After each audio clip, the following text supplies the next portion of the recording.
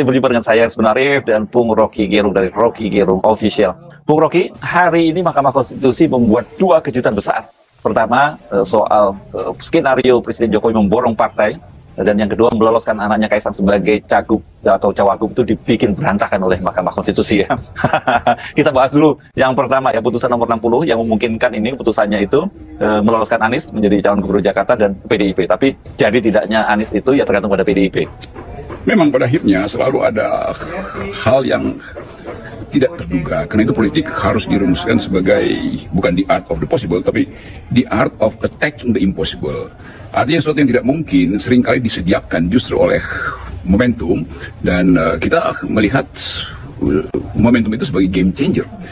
Nah, itu sebetulnya yang menerangkan mengapa yang dipersiapkan oleh Presiden Jokowi yang kadang-kala dianggap sebagai udah maksimal, sempurna, ternyata bisa juga dilobangi secara sedikit, lalu lubang itu meluas. Dan dari situ masuk pintu tadi, the impossibility berubah menjadi possibility. Itu yang mungkin kita pelajari dari politik. Di hari-hari ini akan ada game changer, yaitu PDIP tentu bisa mencari calon dia sendiri di Jakarta, karena kalau dia sendiri sebelumnya tidak cukup dengan keputusan MK, maka dimungkinkan karena PDIP pasti melewati 7,5%. Jadi kelihatannya poin yang diucapkan oleh Mahkamah Konstitusi memberi peluang pada PDIP untuk membawa calonnya sendiri, itu mau Anies mau siapa, yang penting ada perubahan di dalam cara kita melihat politik. Jadi MK akhirnya mulai berpikir bahwa ini era ketika semua orang merasa ada yang nggak masuk akal dengan kebijakan Jokowi, ada yang masuk akal dengan akal-akalan Kim Plus itu, dan terbuka peluang untuk memulai era baru. Jadi kita nggak perlu berterima kasih pada MK, karena itu memang fungsi MK untuk menilai apakah politik Indonesia itu masuk akal apa udah ngaco tuh. Jadi MK memulihkan kembali akal sehatnya. Nah, orang yang akal sehatnya pulih, itu artinya dia hendak melihat masa depan dengan cara yang lebih lurus, bukan MK yang sebelumnya yang bengkok-bengkok karena disuruh membengkok oleh kekuasaan kan. Jadi poin kita ataupun saya selalu adalah melihat Jakarta atau menganalisis dengan perspektif apa yang sebetulnya sedang dipersiapkan oleh akal sehat yang selama ini terbelenggu dan sekarang dia meledak mencuat menjadi posisi pemenang di dalam pertandingan politik. Itu juga yang harus dipastikan bahwa kalau Jokowi mau bikin pesawat terbang itu jangan sayap yang sudah fix, yang nggak bisa lagi bergerak, tuh pakai sayap yang fleksibel sehingga dia bisa bermanuver di udara atau di landasan politik. Nah, sekarang Jokowi yang terdesak tuh karena keputusan MK itu meledek dia tuh, bahwa yang dia persiapkan bisa dibatalkan sebetulnya oleh rasionalitas publik yang diucapkan dengan sangat bagus oleh Mahkamah Konstitusi hari ini. Nah, sekarang kita bicara soal masa depannya Kaisang nih, bagian dari dinasti Pak Jokowi ini, karena yang sangat menarik ini kan sebelumnya sudah ada putusan dari Mahkamah Agung, dan itu juga sudah dibuat PKPU-nya, peraturan dari Komisi Pemilihan Umum, bahwa syarat usia 30 tahun itu bukan pada saat penetapan ketika calon mendaftar itu, tapi pada saat pelantikan.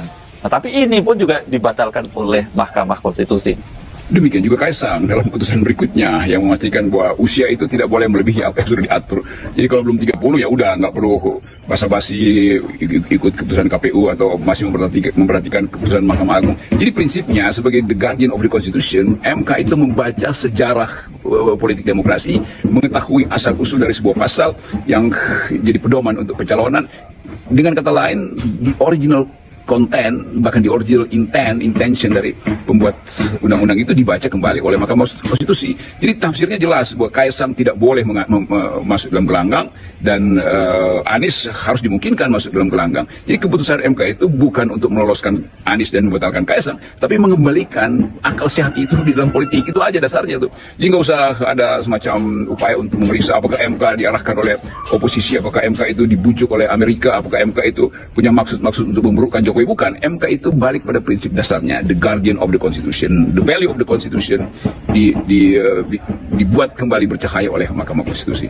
Nah, ini kita perlu ingatkan bahwa selalu di ujung otoritarisme ada aja cahaya kecil muncul dari lembaga-lembaga yang sedang dikendalikan oleh sang otoriter. Jadi Pak Jokowi udah kita tegur dari dulu bahwa bangsa ini tidak mungkin Anda sebagai presiden membohongi satu orang sepanjang masa. Tidak mungkin Anda Anda bisa membohongi satu orang sepanjang masa, Anda bisa membohongi semua orang di satu masa, tapi Anda tidak bisa membohongi semua orang di sepanjang masa. Itu dasar kenapa kita selalu optimis dan bergembira kalau lagi bikin analisis tentang Pak Jokowi, pada dia akan termakan sendiri oleh ketidakmampuan dia membaca sejarah. Itu soalnya. Dan bagi mereka yang hari-hari ini tersudut karena nggak dapat partai atau belum dapat koalisi, bergembiralah karena Anda dipulihkan hak Anda untuk memulai manuver baru. Masih ada 5-6 hari untuk melakukan itu, dan saya kira memang momentum itu diingat oleh MK bahwa di dalam 5-6 hari ini demokrasi mesti dipulihkan.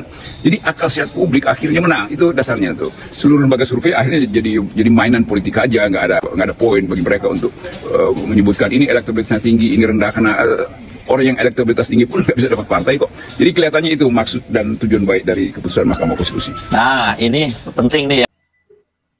Sebelumnya di channel ini saya pernah berbicara tentang bagaimana Anies Baswedan dan PDIP kemungkinan akan dijegal dan dihabisi dalam Pilgub DKI Jakarta di 2024, di mana partai-partai pengusung Anies Baswedan seperti PKS, Nasdem, PKB itu merapat ke Koalisi Indonesia Maju untuk bersama-sama mengusung Ridwan Kamil untuk menjadi gubernur di DKI.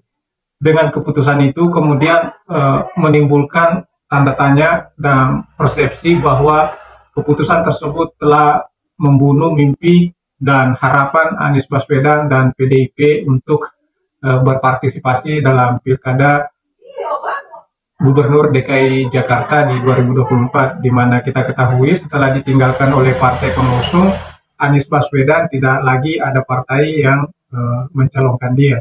Begitupun dengan PDIP, dengan ketidakhadiran partai tambahan itu tidak memungkinkan untuk memenuhi syarat kursi yang menjadi syarat terpenuhinya sebagai pengusung calon di pilkada gubernur DKI di 2024. Namun ternyata beberapa saat kemudian ada kembali mencuat harapan dari Anies Baswedan dan PDIP, atau dalam kata lain harapan itu dihidupkan kembali oleh putusan MK yang membolehkan PDIP untuk mencalonkan calonnya sendiri dengan dasar bahwa perolehan suara di pemilihan terakhir itu memungkinkan untuk mencalonkan calonnya sendiri.